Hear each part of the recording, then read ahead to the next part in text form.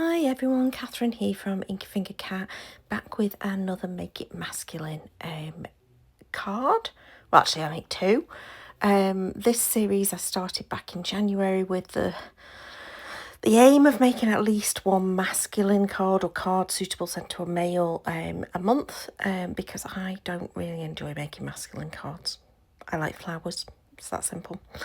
This month I went with the theme of ephemera, and the reason for that is because you can see that big book of journaling. I actually don't know what it's actually called now, but it's basically got loads of vintage receipts and tags and tickets and all sorts of weird wonderful things in there, all printed onto a reasonable weight cardstock, sort of a thin cardstock. And I decided to use that. I found it as part of my clean-up, basically. I think I was gifted it by someone. I think it might have been Chris Criswell. Might have been Chris. So if it was Chris, thank you very much. I don't know if you watch my videos, but thank you. I've had it for ages. I've not really used much of it, and I found it on my cleaning up and thought, oh, that would make some great masculine cards. So that was my theme.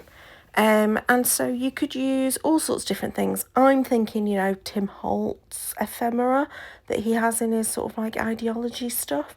I think in those sorts of things. Now, these card panels that I'm just cutting down now, it really doesn't matter what colour they are. They could have been a scrap white, but actually these were scrap piece of cardstock that my daughter found in her room.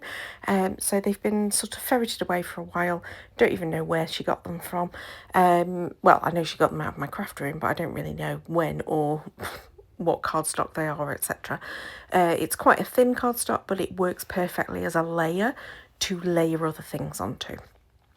So you'll have seen that I chopped all of my little pieces apart to get rid of all of the white, and now I am using a mixture of vintage photo and black soot in order to just ink up the edges and just give them that little bit of extra definition.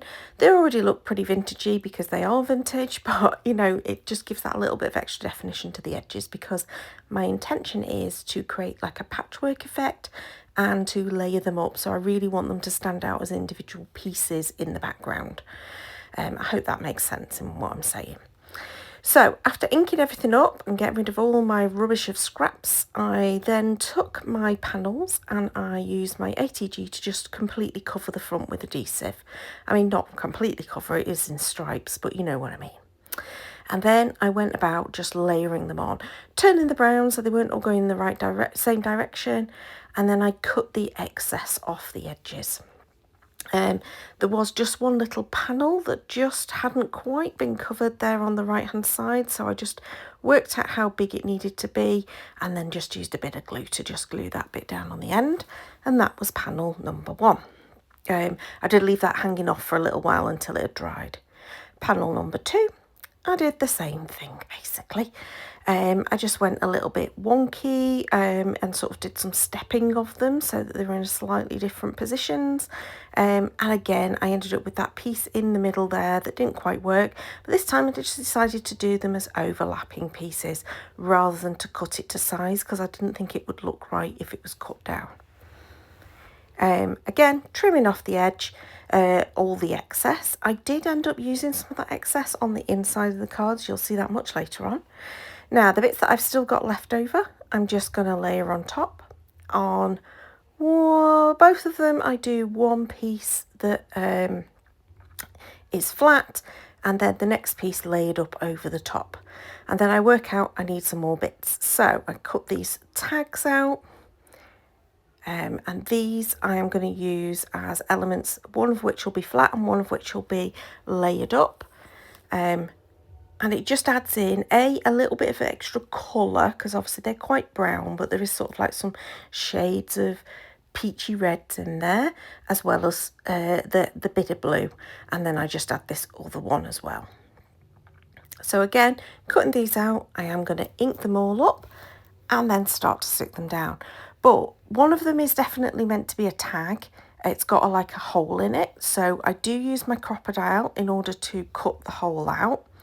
And then on one of the others, I cut a hole into it to make it into a tag. But first I'm going to stick those the blue one down, and then this is where I start turning it into a tag. So off screen at the top of my desk, I've got some wax thread, and this is perfect for adding a little bit of texture and a little bit of something in there, but without it becoming frilly in any way. So it's still sort of something that I can safely say I would send this to a male recipient. Now I decided then I wanted to wrap some thread around. So I did cut some like notches into the top and the bottom of the panel with my crocodile, and then I wrapped the wax thread round so that there was 2 layers of it on the front side. And then I just used a little bit of, well, my tape it went a bit haywire at this point, but I just used some double-sided tape to just tape them into place. Perfect. Okay, onto the second panel, doing the same thing, adding one panel down on flat, the other one I'm going to turn into a tag. I'm also going to wrap some thread around the panel. So again, I've popped those notches in so that I can make sure that they are in the right place. And it just helps the string kind of go round the cardstock without actually ripping it, if you know what I mean. And then the second one that I turned into a tag, added some string to it, and then I layered that up with the adhesive foam. Now, this is where it went a little bit crazy because I decided I wanted to use the sort of like metal elements and charms and brads and things that I've had in my stash for ages and I never ever think to use. And I decided that these cards would be perfect for adding those little bits and pieces on. Again, I count it as kind of ephemera, but they are sort of like charms or brads. So I did end up, I have this whole little jar. It's like quite a funky looking jar. And that's what I put all my metal elements into. So I've stuck those charms down with a bit of glossy accents because it's the strongest glue I own that works with metal. And now I'm just trying to find some brads. And in the end, I found some brads, but I do end up tipping the entire jar out pretty much. So yeah, here we go. That's everything out of that jar pretty much. I have crazy amounts of stuff in that jar. I really need to do a proper sort out of it. It might come up as one of the things that I do as part of my crazy tidy up session. At the moment, it has just been cleaned and actually it's had some more stuff put into it as part of my cleaning up. It's probably not what I was meant to do, but I haven't actually gone through it and really sussed out. There are things in there I will never use in a month of Sundays, but you know, hey ho. So some of them on this one, I think I have like a little clock. It's like a little pocket watch. So again, I add a little bit of string just to the top of that, just to again add that extra texture and element in. And then once I have got all those pieces adhered down, pouring them as carefully as I can so I don't lose any, back into the jar. I think I managed to get them all.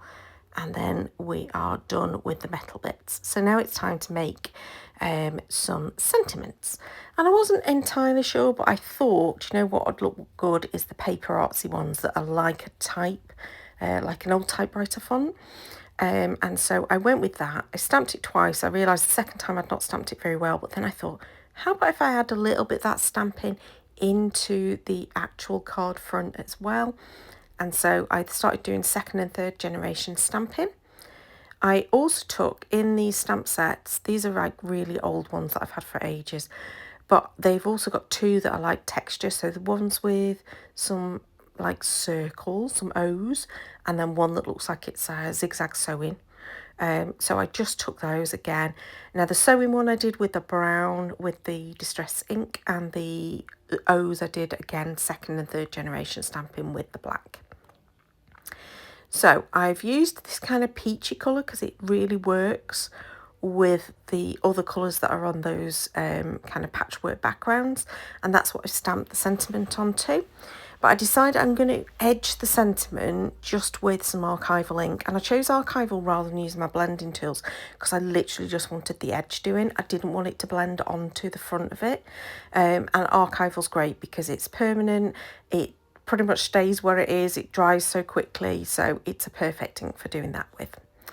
So there we go. That's my 2 sentiments put on there, and they both say many happy returns. I thought it kind of was a nice vintagey kind of sentiment. It worked.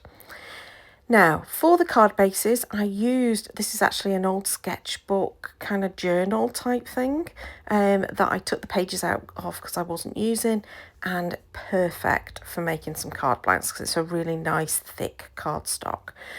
So I just cut those down to size, and you can see that I've also cut some white card blanks, not cut white card blanks, some white inserts to go inside, because black cardstock obviously you can't write on with a normal pen, and I like these so that you can always write on with a normal pen. I know you could use a white pen or a silver or gold pen or something, but you know, not always easily to hand, and it's just easier to put a white or a lighter coloured panel on the inside. I decided that both panels, because they've got those metal elements, it's got the wax thread being strung around the side of it. I just thought they all needed raising up, so I've just used lots of foam adhesive. I really need to get myself some cheap craft foam so that I'm not having to peel off hundreds of little pieces. Because I really like to put a lot on so it doesn't sag, if you know what I mean. It doesn't get pressed down.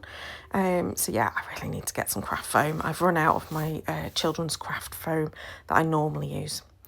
Now, this is me creating some little clusters, and they're to go on the insides of the cards, just to bring the outside to the inside, and I'm just using those bits of offcuts. I'm not cutting anything new.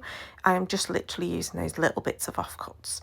And then I'm going to stick them down onto the white panel in order to just create a little bit of interest on the inside. This one I did end up adding an extra little bit too.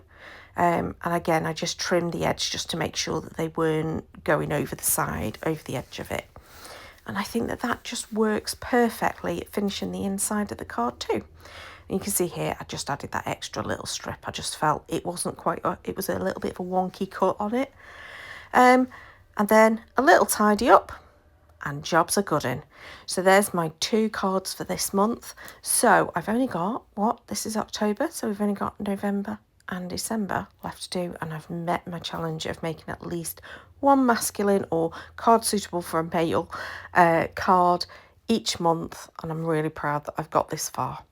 I hope you've been enjoying this series. There is a whole playlist. Please do go and follow that and go and see the other cards that I've made, and let me know any ideas for the future Make It Masculine cards. I'd really appreciate some ideas now. I'm starting to struggle.